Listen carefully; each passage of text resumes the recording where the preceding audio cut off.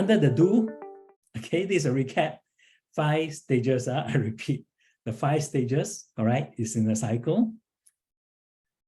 All right, so we will start off by, if you recall, right, everything is about the track, okay? It's all about the track. If you have done your activity in the workbook, all right, this is one of the questions. But I need to draw your attention to the workbook header, right? One of the page mentioned that you have to do 6 things, right? 6 tasks, right? Actually, it's 7 tasks. So sorry about that, all right? It's supposed to be 7 tasks. So take note of that. So this is actually the first task. So if any of you willing to share in this context, right? In this context, the approach, here we're talking about the approach, all right? The approach your organization is taking for implementing your OR. What are your consideration, the factors that you have considered, the organization goals, the strategies, and then any framework, methodologies, or best practices that you are aware of that you are adopting, all right? The whole idea here is to share at a very high level, right? What is the approach that your organization is taking? Anybody would like to try? I'm happy to give it a shot. Yes, thank you, Dan. I think as we've been going through the course, we've been sharing elements of how we're, in quite a few countries globally with our operations, and that we're trying to take a proactive approach responding to increasing regulatory requirements in some of those jurisdictions, but also we see value in these operational resilience concepts and approach, and so we're really ahead of rules and regulations everywhere. We're just trying to migrate our program in the direction of operational resilience, implement a framework that we think can be consistent generally, with some variation by rules and regulations where necessary, but institute sort of a minimum standards type program globally, and then react more specifically in jurisdictions based on the rules and regulations. But again, we see value. We like this shift in thinking. We like the overall concepts of the customer journey, the important or critical business services, and engagement with leadership. That's been a struggle for us in the past, at times. So we think that if we implement this program in the right way, and right from the start, those sort of new or increasingly frequent engagements with various layers of leadership, even the board, that it'll be helpful to us. So that's kind of our approach overall. We're diving in where we have to, and then we're trying to implement even where it's not yet required. All right, great, thank you. Thanks, Dave, for sharing. One question from me. So far, have you reached out to find out whether there are any best practice out there? We're definitely interacting with our UK operation, and then talking with other areas of our company that have sort of looming dates in the future for implementing, to see what they're hearing about best practices. We're doing some benchmarking with different groups that we're part of, to get their thoughts, what they may be doing, what they may be hearing through their operations. So the benchmarking is helping us, courses such as this, but then kind of trying to be as close, for example, to our UK team as possible, to sort of get a sense of best practices. I think what we're seeing so far is, as you have been saying, is it's still taking shape. And things are still developing, and maybe regulators are reviewing information that's provided to them by companies, but maybe not being all that directive or consistently directive around expectations so far. So I think the regulators, our impression is that we're hearing through you here and others, that regulators are still sort of forming their own approaches to this. So we would like to see more sort of definitive, But it looks like right? you guys are It'd be ahead. helpful to us. But. Yeah, it looks like you guys are here. Very good, good, good. Have you reached the scenario testing, or I call it the validation stage? No, not yet. Yeah. Not yet. We do a lot of exercising and we are, you know, we take definitely scenario testing approach, but we haven't reached that stage yet. We actually just launched our first working council for operational resilience this past Tuesday. The approach, in addition to what Dane said, we're trying to be, you know, very collaborative, because we understand that this is going to be a team sport. So this is not something that we can do on our own. We need colleagues in other functional area to support this particular effort. So we want to be as inclusive as we can be. I think the other thing that I would add to what Dane said is, we don't want to just like scrap everything that we have already across the company. We want to reuse as much as we can and just basically identify what's value add and what can be you know, put on the side or be defined as out of scope.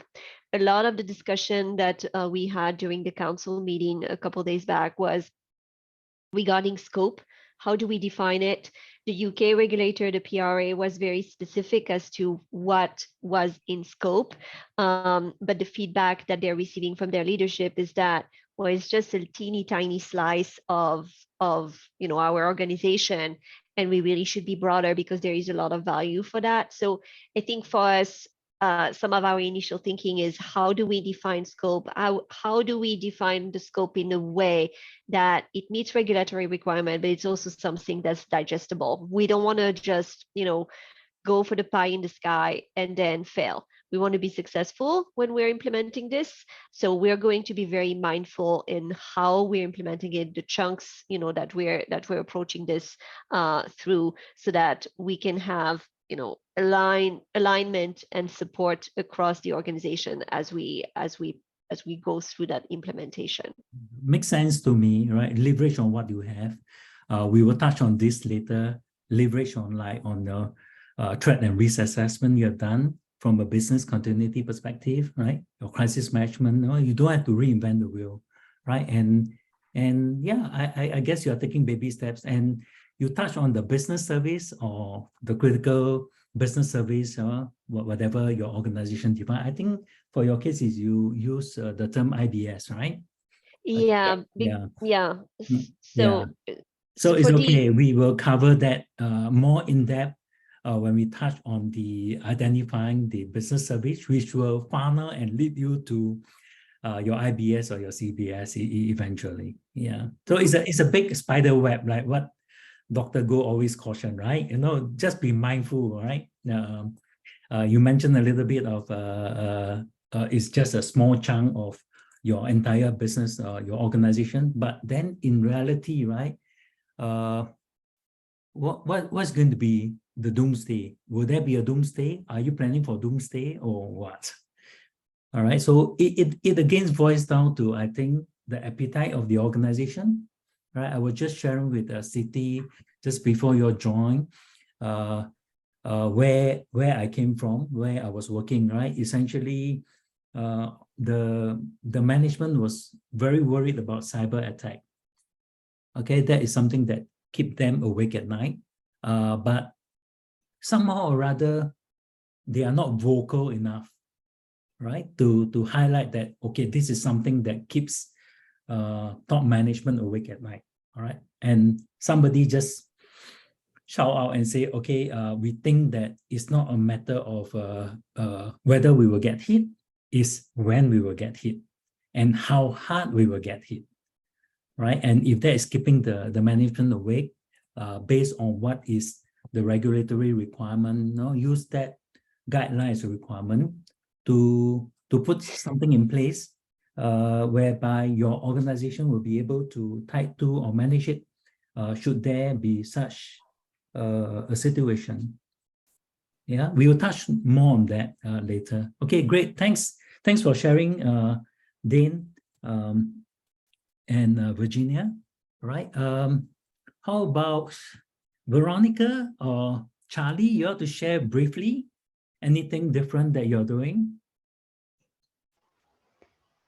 So I can probably continue. So for, let's say, for implementation and starting the rollout of the operational resilience, we use the Accenture as a company to help us with implementation and everything. So we already have something in place and some materials currently. Yeah. So what it's, let's say, done, as I mentioned last session. So we identified the critical business services, and yeah, we so we did it on the global level. Now it's currently they are doing on the local level, more or less. When we see, let's say, the bigger issues will be with the retail, then with the wholesale. And yeah, currently what I'm just setting up, as was already mentioned, so it's just to prepare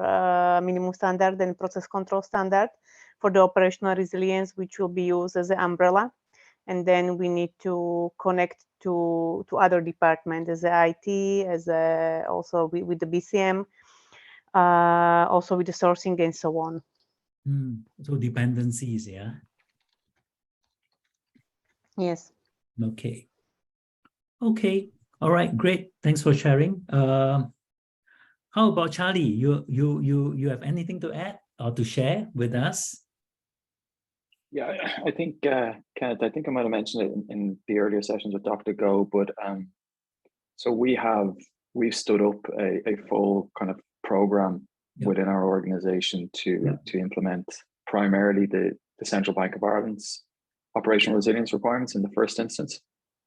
And that's obviously being led out by our first line. And as previously mentioned, I kind of provide second line oversight. So one of the things that we're challenging our first line in that implementation is to try and look just beyond implementing the bare minimum regulatory requirements. So actually having an ambition to try and go beyond those, and in particular, so what we're trying to do in that space is obviously the guidelines puts a focus on the important business services. But what we're trying to kind of say is it's you don't truly kind of know or appreciate what your important business services are until actually you have a full appreciation and understanding of what your overall business services are, and then you apply your criteria on top of that to identify which one of them are important. So that's the approach that we're taking at the moment. And as I said, that's on a program footing initially. I think you asked about scenario testing. So we have a number of work streams that all are kind of moving in parallel, just given the kind of challenging timelines with it. So scenario testing is happening at the moment, but we're probably seeing that right now to maybe varying degrees of quality, and some of that's down to the parallel nature of the activities.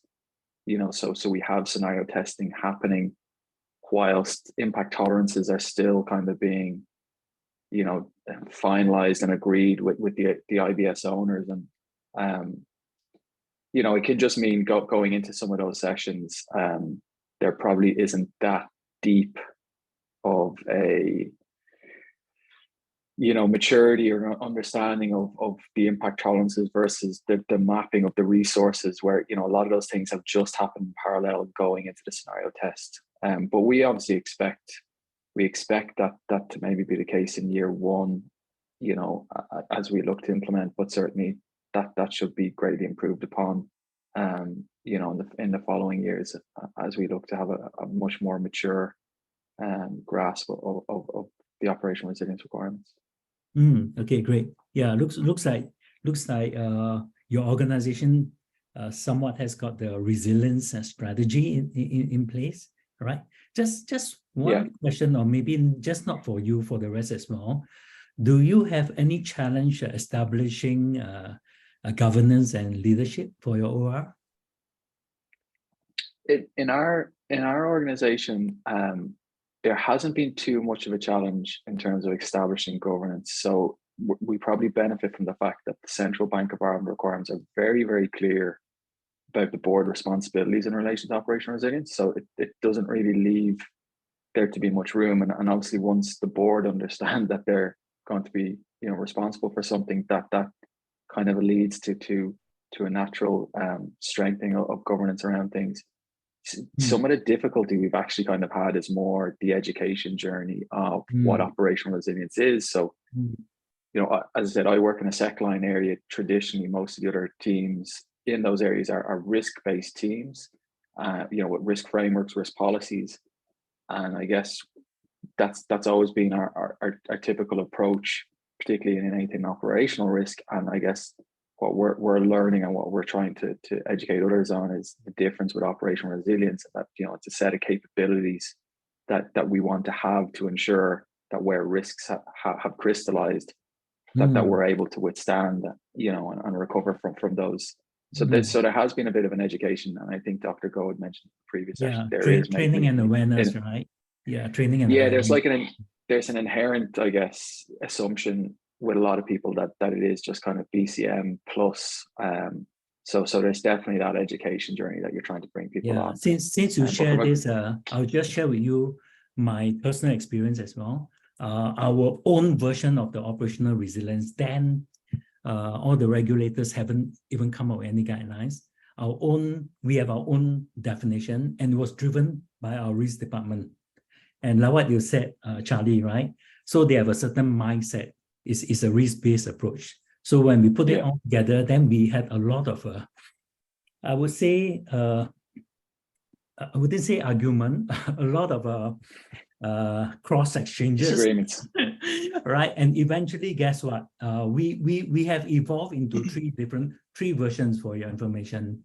So the first one was implemented, and we actually reviewed and fine-tuned it again by the risk department. But our third version, interestingly, was done by our mid-office operation. So our management decided that, hey, why don't we get a fresh pair of eyes? Because mid-office operation, they are operational people, right? And they are not so risk-averse. So it was reviewed by our mid-office people, the third version. And guess what? There were significant changes, right? Especially in terms of identifying the service. Like for our case, right? Sovereign Wealth Fund, who is your customer? Is it your client or is it the public, right? Dane, you have a question? I was just picking up on your kind of ask about engagement with the board. Maybe Veronica and Charlie, like based on our structure, we have many entities and many boards.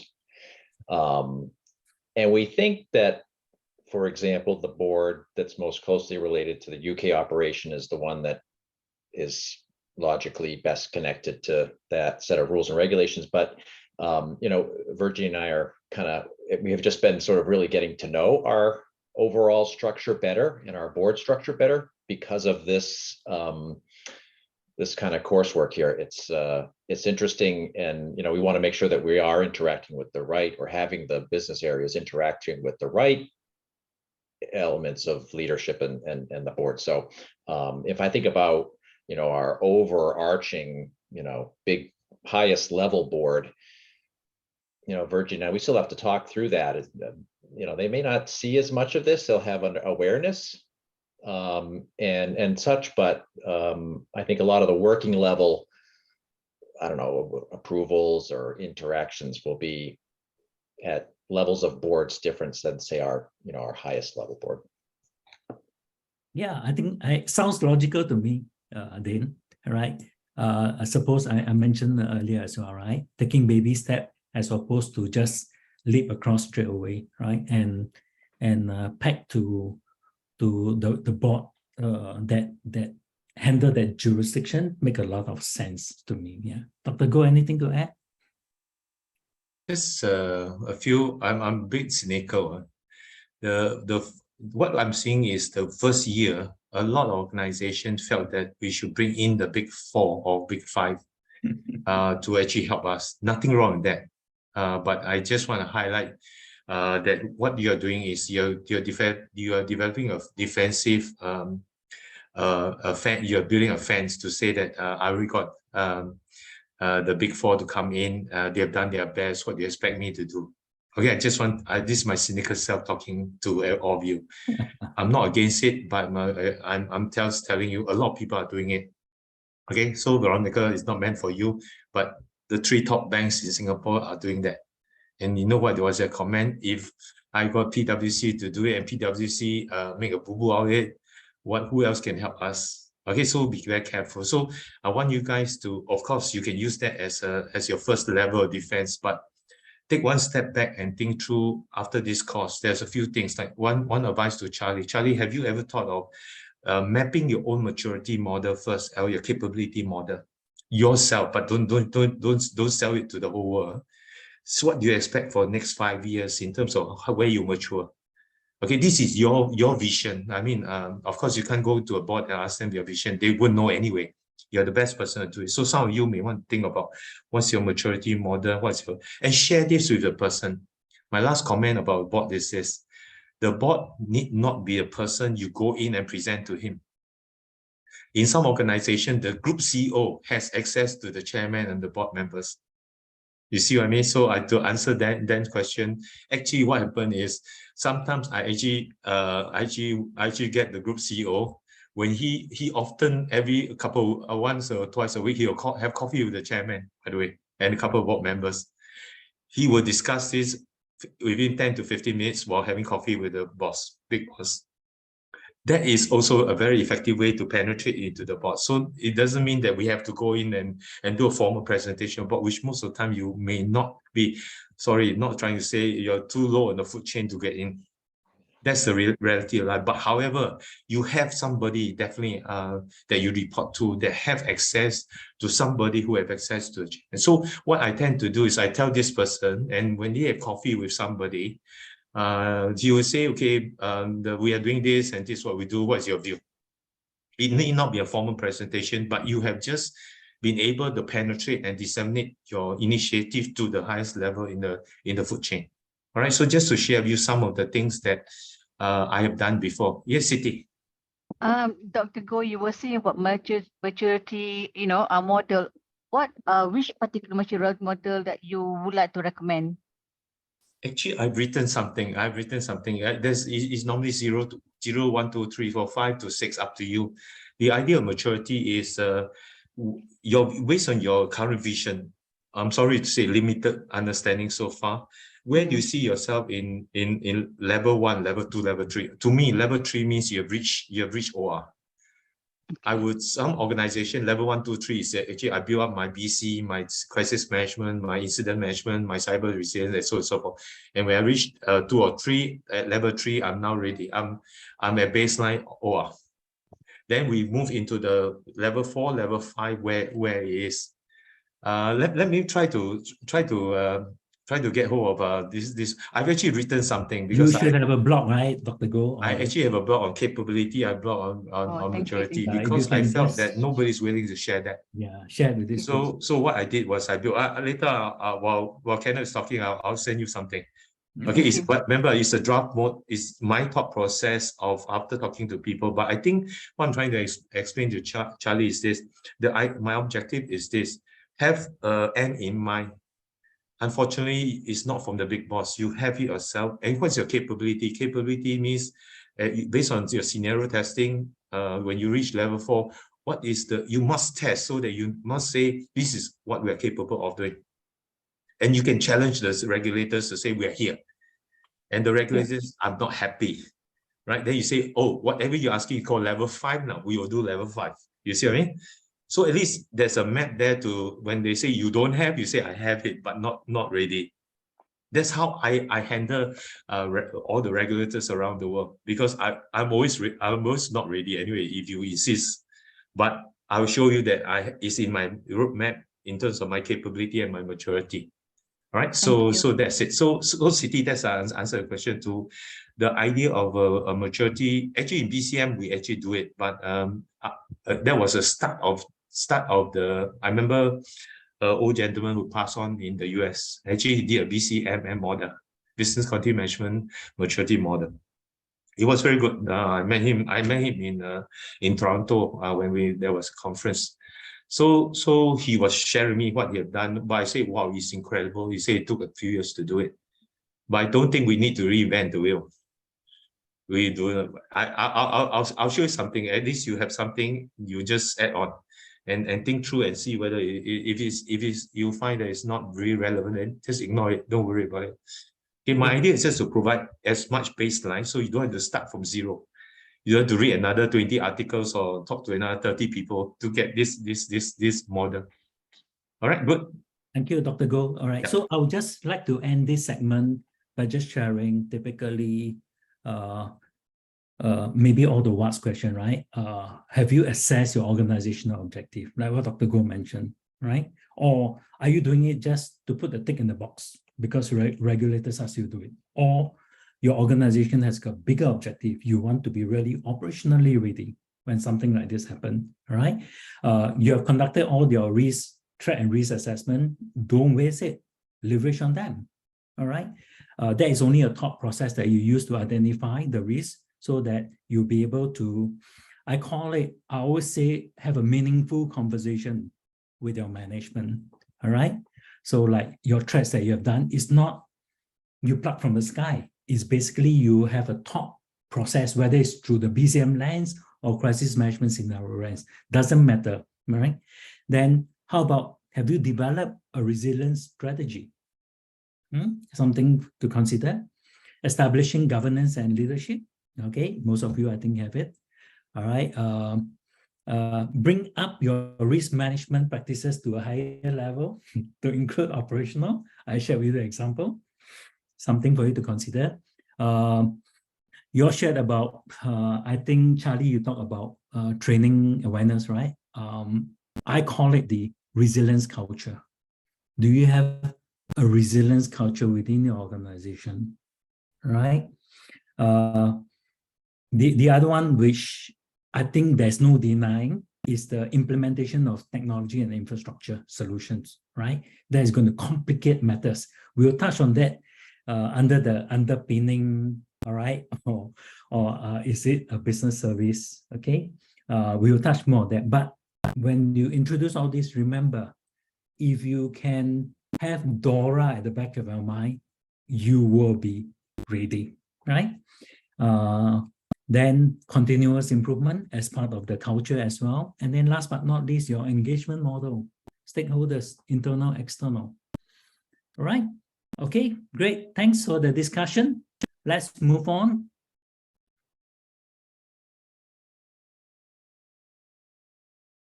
Okay. All right. So this is just a recap. Okay, I think Dr. Goh showed earlier as well, the plan, implement, and sustain. We are phase module 1 and 2 is only covering the implement stage, all right? And this is the entire planning methodology that is recommended, okay? I think module 1, Dr. Goh already mentioned, this is ideal, right? Ideal, right? But realistically, we know that most of you may not have the luxury of time to do so, okay? Especially so if you are rushing to meet the regulators' requirement by the deadline. But I personally think the right thing to do is that if you have this methodology, that what I mentioned earlier, so that you'll be able to have a meaningful conversation, all right, with the thought process, with the leadership, okay? So this planning methodology is for BCMI is quite similar when they use it for their business continuity and crisis management as well. So they model it after that, which is something like this, right? Project management stage, and you see all this will be under the implementation. Last but not least, all right, the program management. So you start with the project management, like most of you, or you are probably halfway through or more than halfway through, then into the implementation. Then the next one will be the plan, do, check, act. How do you continuously make sure that you review? I mentioned to you earlier, right? In the organization where we came from, we use different ways to improve, all right? 3 versions. Third version done by an external party. Okay, Dr. Go already shared the link in the blog. So if you can just cut and paste or click it and then hold on to it, and then later when you have the time, you can read it. Thanks, Dr. Go.